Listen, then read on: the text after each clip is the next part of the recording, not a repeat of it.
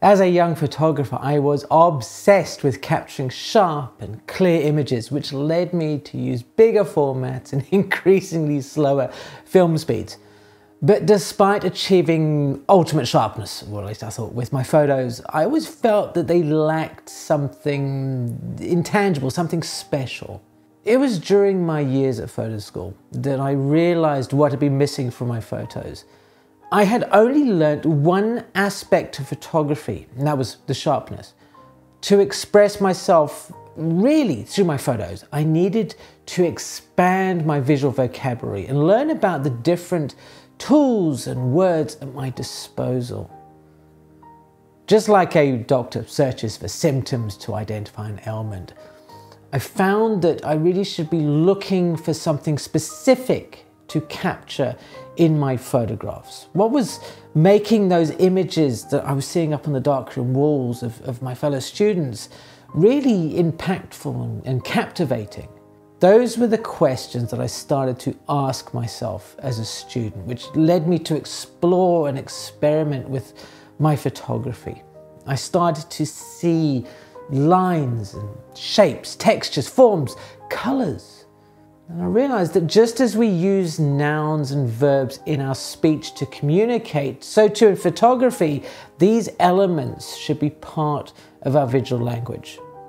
And once I started to combine them skillfully, I found that I was able to communicate something through my photographs. How's it guys? Today's video is proudly brought to you by Frames Magazine, a wonderful example of the beauty of photography in print. One of the photographers we were introduced to at photo school was none other, of course, than Ansel Adams. And there is a quote that is often thrown around with him that says that there is nothing worse than a sharp image of a fuzzy concept. And what I take him's meaning of this is that having a clear idea for a photograph and how you want to communicate a certain feeling and a mood is far more important than just taking a technically precise photo. To create meaningful pictures, I needed to start to look for the things in my surroundings and to start understanding those elements of photography, the lines and the shapes and the forms that I could use within my pictures to make them also have some sort of impact. Already from school time, I'd learned about lines in art and photography, that they could be thick or long or straight or curvy or whatever. But I was never really told that lines can convey mood or an action, that they can hold objects together or they can actually disconnect them, that they can make an image feel calm, stable, or just a crazy mixture. This idea in photography that lines were so important was one of the first stepping stones to me being able to communicate just even simple feelings through my images. And once I started actually looking for lines, they were all around me, not just in the obvious, but anywhere that I chose to look. And as I found lines, I started to experiment with different angles and perspectives, and those lines started to become a little bit more unique, a little bit more interesting in my images. And there's something else that I discovered, was that often the context of the scene kind of changed how we felt about the line itself. A meandering river, for example, has all those S-bends to them, and it's very serene and gentle, whereas a coiled snake, wow, that's a very different kind of feeling entirely. I've got a huge favor to ask you. If you are finding this content valuable, if it's inspiring you to continue with photography or getting you reinvigorated, then it'd be wonderful to have you as a subscriber to the channel. From an early stage, I was really obsessed with diagonal lines because I thought that they would make a boring image feel dynamic, just by tilting the camera so that the horizontal lines became, diagonal lines. I thought, well, that's a bit of a cheap trick, but it works. It does make an image feel very different. The same with vertical lines. when we were experimenting with 4 or 5 cameras and all those sort of things at photo school, the teachers, or the lecturers rather, would say, oh, you mustn't have converging verticals, because, well, that was the point of a 4x5, to change the plane so you could have, straight up and down images. But what if you started changing those verticals so the buildings loomed over you, like they were some massively different kind of like, a figure. They changed the feeling of the image. Something I wasn't aware at the time, and I've only sort of recently discovered, is that the direction of the lines can also influence the mood or the feeling of the image. A vertical line pointing upwards, an arrow going up, it leads the eyes heavenward, and it makes us feel hope or aspiration, while that same line, pointing downwards, can make us feel, welded to the ground, feeling a little bit of the weight of the world upon our shoulders. It took me ages to get used to the idea of shape, because, we see it all the time. We're trained from when we're little kids, to identify things through their shape. But it was only when I started to really think about the shape of things and try and isolate them from their background that they sort of came in to their own. In the first year, we were working exclusively in black and white, and that's a medium that lent itself to the discovery of shape within photography. And of course, the extreme of that is a silhouette. The silhouette I found was just such a powerful thing, because it stripped everything away and it left the viewer in their own world. They had to fill in the blanks almost. I remember reading an article where the photographer or the writer had said that the most nude photography is the most powerful where it doesn't specifically show anything, that it leaves blank areas for the eye to explore and paint in. So when I was looking for shapes, I would walk around the streets of Pretoria with my little Canon A1, looking around, and there was a revelation that when I turned my camera skywards, and I would see these buildings, that not only would I see the shapes within the skyscrapers, but the shapes that the skyscrapers made in the sky. That was a wonderful way of looking at it. And I'd also found that when I was going out in the middle of the day, those shapes felt a little bit more flat, because I hadn't really kind of understood the power of lighting yet to make shape stand out. By having the sun at different times of the day, or your light source in different positions, it can help accentuate the shape of the object that I want to photograph.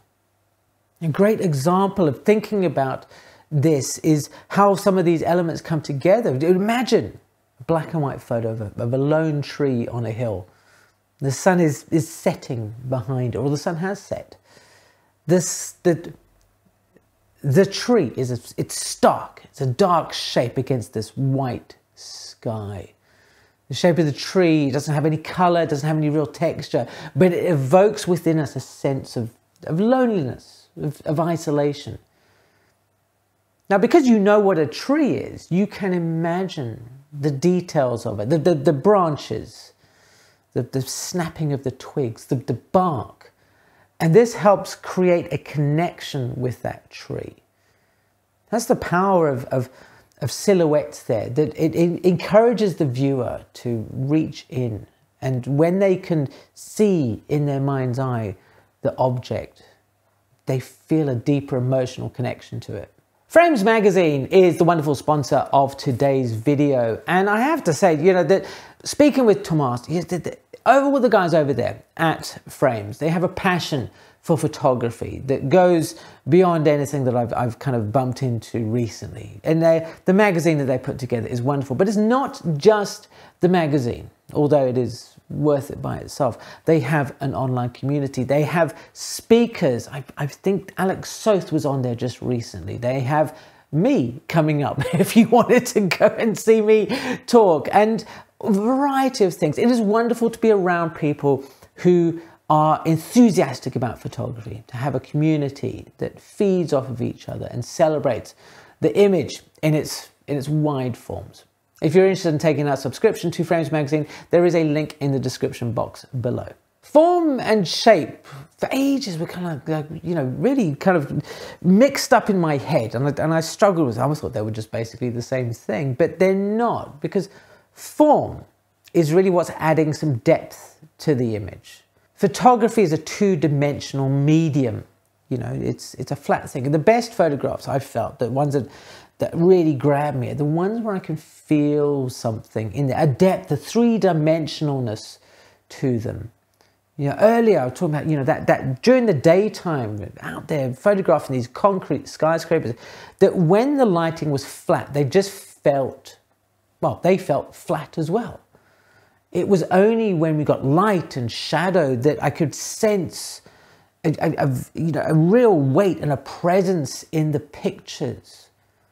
And that came through into my portrait photography as well. Lighting people flatly just didn't really do anything. Their faces, they were okay, but they didn't have any personality. They just felt like an etching on a piece of paper.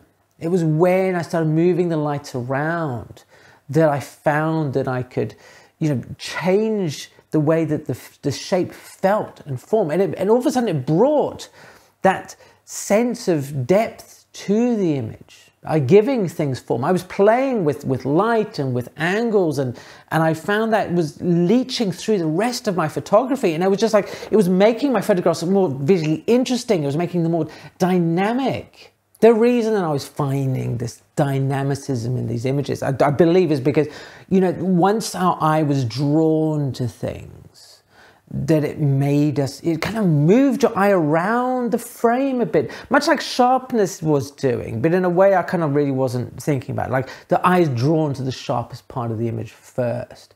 So these are little tips I was learning all the time that was making my photography feel a little bit more engaged and wonderful. Texture is a massively overlooked resource in photography. With texture, we can feel an emotional connection to the image. I sort of discovered this myself when I was in the black and white darkroom, and we'd be there, trying to furiously get detail into the highlights by rubbing the print when it was in the developer. I don't know if that ever worked, but that was a thing.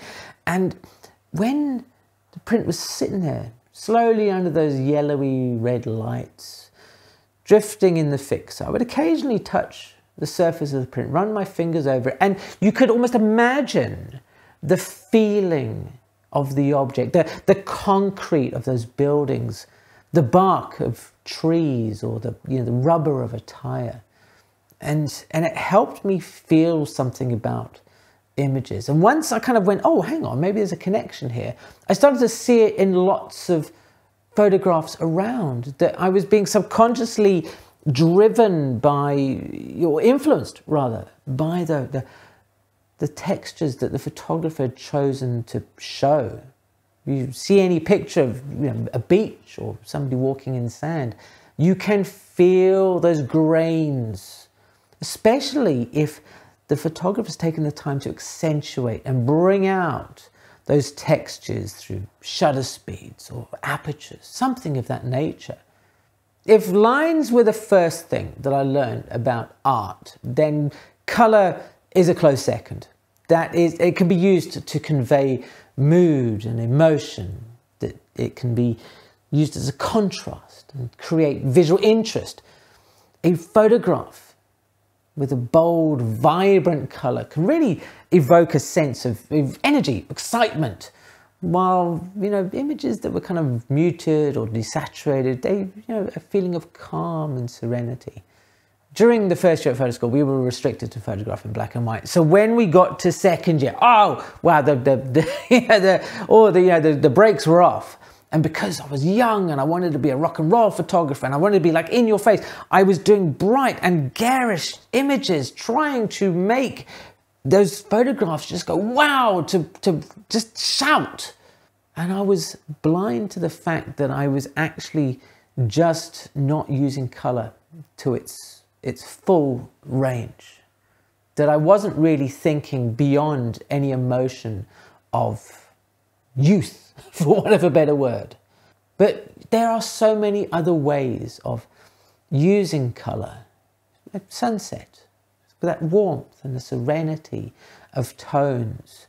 Or if it's winter, right, out and outside, it's kind of vaguely snowing, even though it's March, right? And if I was photographed now with cool, muted colours, you'd get that feeling of coldness. Pete Turner is a fantastic photographer who shows how you can use colour to change a mood and a feeling of an image. Colour is one of the places where often people get restricted. I did when I was trying to do colour originally. The colour printing, I felt, had to be neutral. We were, it was drilled into us that you need to have correct colour. Because of course, if you can't make it correct in the first place, you can't make it funky in the next place. But it's always stuck with me, apart from those experiments with, useful colour, that so much of my photography was based around the premise of being correct, of a sharpness being the only thing. Whereas I should have been free to play with colour, with all of these ideas that I had at my disposal. And I did.